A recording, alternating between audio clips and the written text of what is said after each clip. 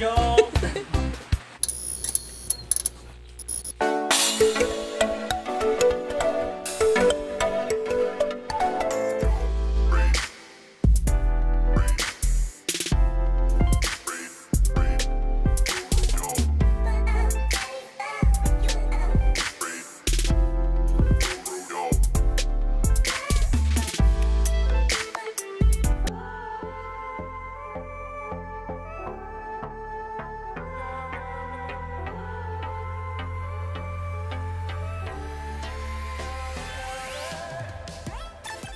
Then ayan mga kamerks, magbabaklas naman tayo ng shock dahil may tagas yung isang shock ni sir, at SOP natin na pag nagbaklas tayo ng isa, palitan na din natin yung isa para naman balance yung pinaka oil at yung oil seal parehas bago dapat yan, papalitan natin yung mga kamerks. Then ito, unahin natin tanggalin yung pin para magkaroon tayo ng access sa pinaka spring natin, mahugot natin at ma-release natin lahat ng oil. Then sa pagbaklas ng front shock natin is may pin yan mga kamerks, which is stopper sa pinaka-lock ng ating shock. So, ingat kayo dahil pagka hinugot na ni sir yan, tatalsik yan. Kaya yan, ipitan nyo ng basahan. Then, yan, tuktukin nyo siya ng yan, yung T-range ko. Then yan, aangat na yung pinaka-lock natin. Yan. Then magkakaroon na tayo ng access sa ating spring at marirelease na natin yung pinaka-oil. Then tips tayo agad mga kamerks. Inuna ko yung walang tagas kay sir dahil yung walang tagas yun yung susukatan ko ng langis na bago. So ayan yung tips na dapat alam nyo din, na pagsukat ng langis ay hindi basta-basta din. Nandyan din yung play, pinakalaro ng ating front shock, kaya mahalaga yan na kung stock yung pinaka front shock nyo, unahin nyo yung walang tagas at kunin nyo yung pinaka measurement ng oil para naman pagka magsasali na kayo ng langis, masusukat nyo kung gaano yung laro niya. Kasi tinanong ko si sir kung yung laro niya na gusto, yung stock niya pa rin.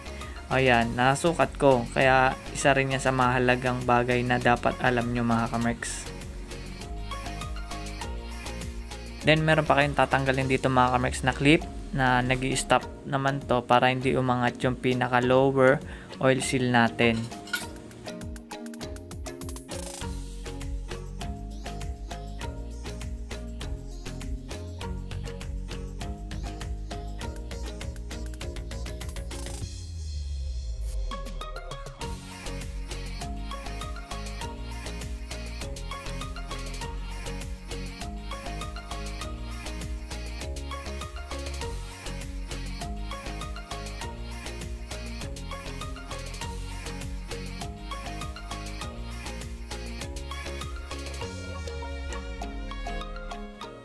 So ito na mga kamerks yung sinukat na natin na oil. So ayan, lalagay na natin yan sa ating inner shock. So ayan, kita nyo, yan yung sukat ko, punong-puno siya pag nakababa siya. Tapos need nyo yan i-pump. Dapat wala siyang hangin. Make sure lang na walang bubbles yung pinaka oil nyo. Then up and down nyo yan, ipipress nyo yan up tsaka down, tapos hanggang sa mawala yung pinaka bubbles niya, kasi meron pa siyang bubbles sa pinaka ilalim, kaya yun yung pinaka tatanggalin nyo para hindi matigas pagka sinalpak nyo na yung inyong shock sa inyong tipos.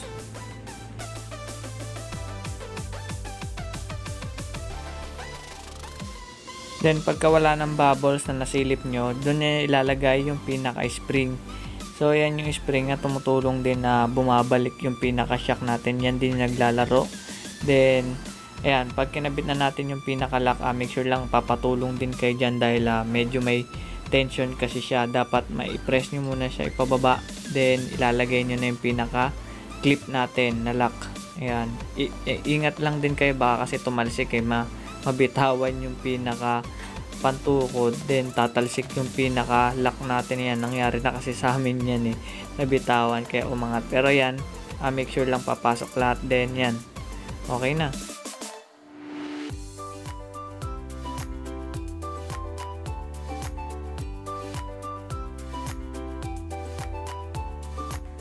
Dito naman tayo sa second shock natin. So ito yung may tagas mga kamerks, at susukatin ko pa rin yan para malaman ko kung ilan ml ba yung nabawas sa kanya. Then eto, malalaman nyo kung bakit ko sinukat, kung para saan ba yan nilagay ko sa cup. So ito, later on papakita ko sa inyo kung para saan yan.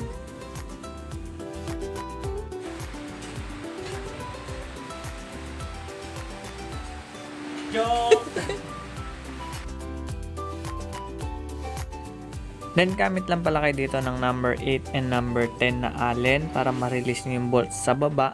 Then sa inner tube natin mahugot nyo. So yan, kontrahin nyo lang, gamit na kayo ng pang-kontra para ma-release nyo. So may tips na naman ako sa inyo mga kamerks. So ayan yung binabaklas ko, yung Allen bolt sa ilalim. So meron yan tanso. So pagka walang tanso yan, possible tatagas yung pinaka oil niya sa ilalim. So may nagtanong sa akin yan, bakit daw yung sa kanya okay naman, napalitan niya lahat. Then pagbalik niya may tagas pa rin yun sa ilalim, sa pinaka bolt niya. Sabi ko may kailangan dyan yung pinaka tanso na washer. So makinig at manood kayo mga kamerks kung paano natin tatanggalin yung pinaka oil seal na yan. So maraming method kung paano tanggalin yan. Natanggal ko na yung pinaka dust seal, which is the upper oil seal. Then tanggal ng clip. Then yung pinaka lower oil seal naman ang babaklasin natin. Kung meron naman kayo pantanggal ng gulong, yung flat bar, yan, meron ako yan na ginagamit ko pantanggal ng gulong. So malaking tulong din yan. Ito yung paraan lang kung paano nyo tanggalin yung pinaka lowering oil seal na yan. Napakadali lang, isang sungkit lang, tanggal na agad. So yung iba pinapainitan pa para mas malambot yung oil seal, pero no need na yan, gamit lang kayo ng yan, yung pantanggal ng gulong. So huwag kayong gumamit ng flat screw kasi magagasgas yung pinaka front shock. Kaya maingat din ako sa pagbabaklas niyan dahil iniingatan ko din naman yung mga gamit ng aking customer.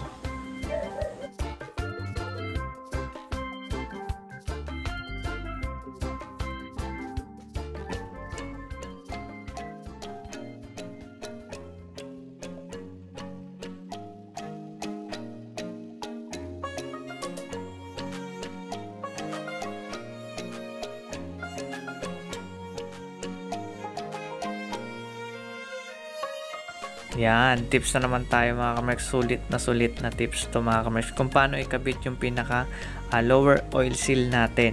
So tanggalin nyo muna yung pinaka spring. May spring yan mga kamerks sa loob. Tanggalin nyo muna yun para hindi siya masira, kasi yun yung tumutulong din para hindi tumagas yung pinaka oil seal nyo.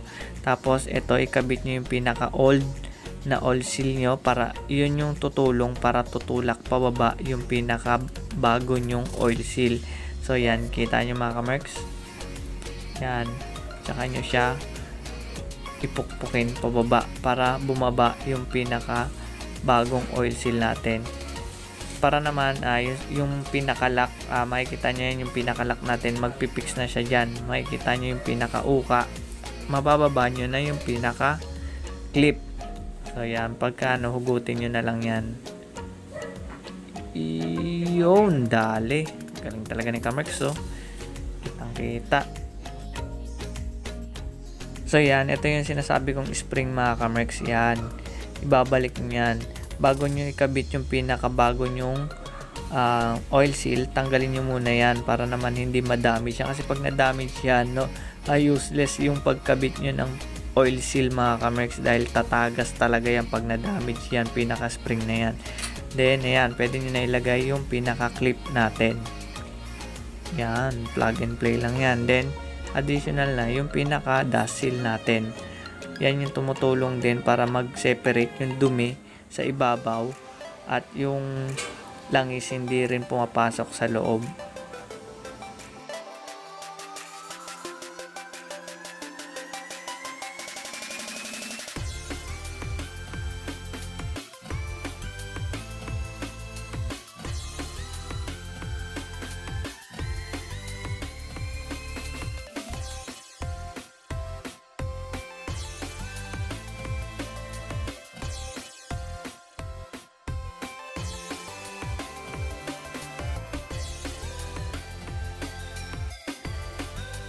Yan, may tips na naman ulit ako sa inyo mga kamerks. Hindi kayo mabibitin talaga sa mga tips ko. So yan, kung maglalagay kayo ng langis, make sure lang na pork oil ang ilalagay nyo. na pang front shock. Tapos pwede rin kayo gumamit ng ATF kasi ang ginagamit ko sa mga automotive talaga ATF. So dapat alam nyo rin yan kung gagamit kayo ng ATF kasi yun yung ginagamit ko pang automotive transmission. Marami nagtatanong kung ano ba tamang sukat ng front shock natin, yung pinaka oil. Ang sukat niyan is 100 ml. So depende naman sa inyo kung gusto nyo pang tumigas o lumambot. So kung matigas siya, bawasan nyo na langis. Pagka malambot naman siya, dagdagan nyo na langis. Per cup na lang ang dagdag nyo para naman ma-accurate nyo yung pinaka langis natin. Kasi dapat sukat na sukat yan both left and right para tama yung pinakalaro ng shock nyo.